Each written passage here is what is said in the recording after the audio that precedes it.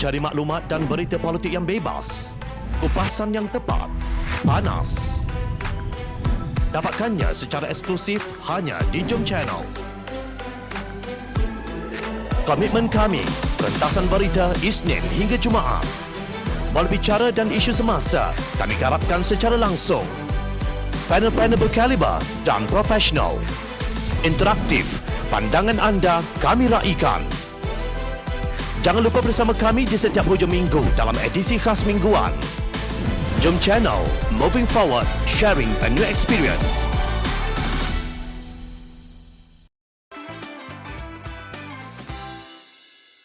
Apa terjadi lepas teropong nampak kluster mahkamah? Ketua Pemuda PAS Ahmad Fadli bin Syari berang apabila Presiden UMNO Datuk Seri Ahmad Zahid Hamidi berkata Presiden PAS patut menular kerjanya daripada politik kepada zoologi. Menurut Ahmad Fadli, selama ini pihaknya tidak bingkas membalas sindiran Presiden UMNO itu kerana percaya di dalam parti itu masih ramai yang komited dengan penyatuan ummah. Namun, bila Presiden kami membalas kiasan seorang veteran UMNO yang menyifatkan PAS cuba mengajar itik berenang, hanya sekadar membalas sahaja. Bukan mengajar itik berenang tetapi mengubati itik yang kakinya sakit. Marah benar Datuk Seri sehingga mencadangkan Presiden kami lebih baik jadi ahli zoologi, ujarnya dalam satu kenyataan. Disember lalu, Setiausaha Veteran UMNO Datuk Mustafa Yaakob di petik media mengkritik Datuk Seri Abdul Hadi nak mengajar itik berenang. UMNO berenang dalam kolam sendiri. UMNO bukan berenang dalam dua kolam. UMNO lebih tahu cetek dan dalamnya air kolam sendiri. Oleh itu Abdul Hadi lebih baik tutup mulut daripada bercakap merapu, katanya di petik media. Ahmad Fadli mempertahankan kenyataan Presiden PAS itu. Jika membalas begitu pun sudah dilabel ahli zoologi, Datuk Seri ahli apa? Ahli sihir yang sekejap uzur ke mahkamah, kemudiannya sihat sejahtera memikul beras?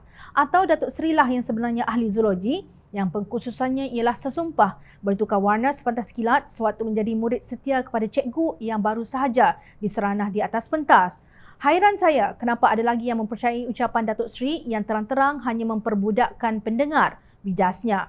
Selain mengata UMNO itik patah kaki, Abdul Hadi juga mendakwa parti rakannya itu dikuasai oleh kluster mahkamah sehingga pilihan raya negeri Johor perlu diadakan. Sebelum itu, perang dingin sudah berlarutan dalam kalangan gerombolan pengkhianat mandat rakyat ini. UMNO Negeri Terengganu menolak muafakat nasional dan akan bertanding menentang PAS pada pilihan raya umum ke-15 nanti. Manakala UMNO Kelantan pula dengan tegas memutuskan hubungan dengan PAS. Bagai menabur garam pada luka, Ahmad Fadli menyindir bahawa Presiden UMNO itu bakal disumbat ke dalam penjara. Sebenarnya yang dikehendaki sangat ialah tanda tangan di atas keping watikah sahaja. Itu pun tiada harga jika Datuk Seri berpindah mukim ke dalam, tegas Fadli. Sebelum ini, Hakim Mahkamah Tinggi Kuala Lumpur memerintahkan Presiden UMNO itu membela diri untuk 47 pertuduhan kesalahan jenayah yang dihadapinya, iaitu 12 pertuduhan jenayah kes pecah amanah atau CBT di bawah Kanun Keseksaan Penal Code, 8 pertuduhan kes jenayah rasuah di bawah Akta Suruhanjaya Pencegahan Rasuah Malaysia SPRM 2009 dan 27 pertuduhan jenayah pengubahan wang haram di bawah Akta Pencegahan Pengubahan Wang Haram dan Pencegahan Pembiayaan Keganasan 2001 AMLA. Menurut bekas Timbalan Menteri Undang-Undang Muhammad Hanifah Maidin, Hakim berpuas hati bahawa pihak pendakwa telah berjaya membuktikan kes prima facie ke atas Presiden UMNO itu. Hakim telah membaca dan mempertimbangkan dengan teliti kesemua keterangan 99 saksi pendakwa dan juga bukti-bukti yang pendakwa kemukakan atau dalam bahasa undang-undang. Hakim dah buat penilaian yang habis maksimum ke atas semua keterangan atau evidence pendakwa dan beliau berpuas hati ada kes untuk tertuduh atau Ahmad Zahid kena jawab, jelasnya.